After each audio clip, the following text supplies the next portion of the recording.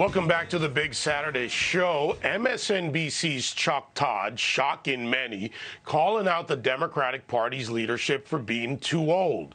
This as the party struggles to connect with voters ahead of the midterms. We don't want to chase folks out. At the same time, you know, I do understand why there's some cynicism. I mean, the Democratic Party right now, its entire leadership structure, Chuck Schumer, Dick Durbin, number one and number two, both over the age of 70. All three leaders in the House, 70 or 80. The President of the United States, Kamala Harris, is the youngest of basically of the elected leadership, and nobody else. She's the only one under 70. And a new poll shows that President Biden is rapidly losing support among young voters. Check this out. His approval among Generation Z, those of you born between 1997 and 2004, just at 39%. Millennials born from 1981 to 1996, just 41%. But what does this really mean? And how does it translate, especially for high propensity voters out there? And that typically tends to be older voters. Democrats, Alicia, have had an advantage with younger voters for a long time. During the Trump years, younger voters matured a little bit more, and now they're looking at their opportunities. We're looking at things like urban flight, gentrification, two things that are happening in the big cities, typically where Democrats have more control. Do you think they can keep that control for Biden?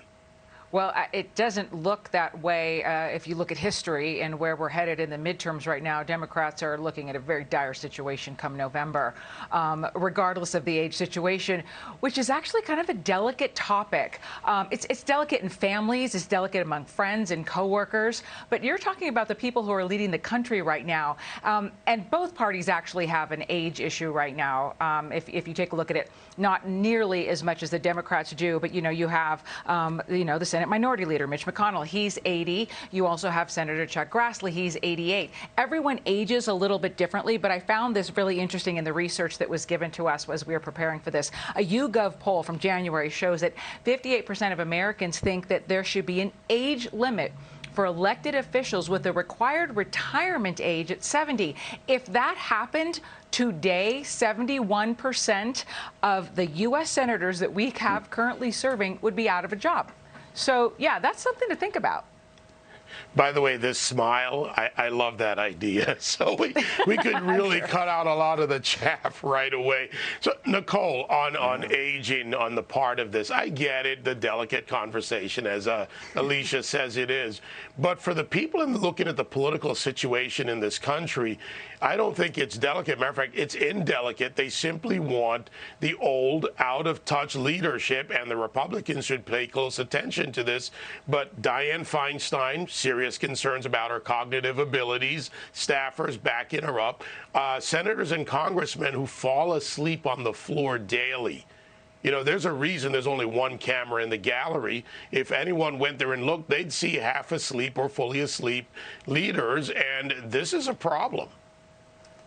Well, David, first of all, I could tell you if I were on that congressional floor, I think I would be falling asleep occasionally as well. But to Alicia's point where she was talking about age limits when it came to our elected officials. Listen, to be president, there is a minimum age. And why is that? That is because the frontal lobe of the brain doesn't actually fully form until the young 20s. You want to make sure that not only is the person who we elect president competent and experienced, but that they're actually fully developed. But now on the back end of this, and this is where it gets a little touchy, is while your brain forms at a certain age, it does start to decompensate at a specific age. And after the age of 65, the risk of dementia and cognitive decline rapidly increases. Now, that doesn't mean that it affects everyone the same or affects everyone at all.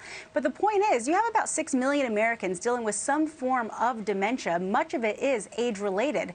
And the average age of an American is about 39 years old. So if you actually want our politicians to be in touch with the majority of Americans, you have to start electing people and have people who are there who have the same wants, desires, and needs. And maybe that's why there was such a disconnect during COVID, because you had people who were in their late 70s making all these decisions in terms of keeping children home and lockdowns and shutting down businesses, because they're all retired and they're not dealing with that. But at the end of the day, I actually am a proponent, a supportive of age limits. If we're going to have a minimum age, I don't know why we wouldn't have a maximum age. Yeah, after all, you take the job comes with certain parameters.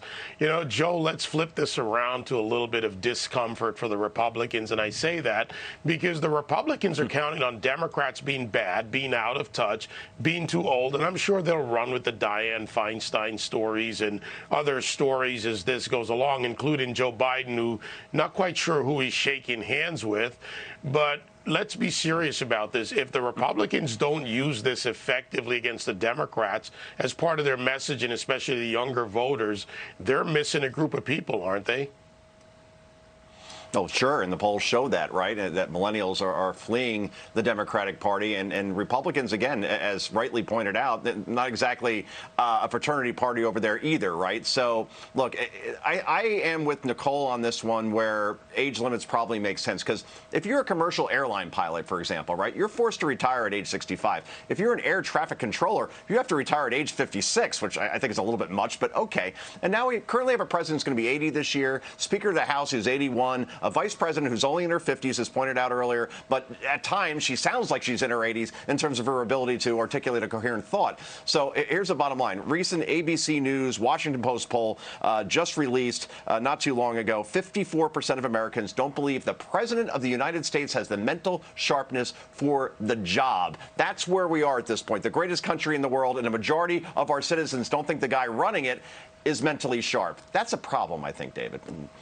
Yeah, it's a problem for the world who's watching as American leadership is, well, what it is.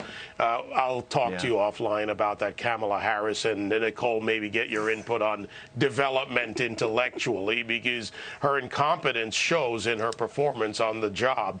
And I'll take the doctor's words on that and always apply them appropriately. Hey, Sean Hannity here. Hey, click here to subscribe to Fox News YouTube page and catch our hottest interviews and most compelling analysis. You will not get it anywhere else.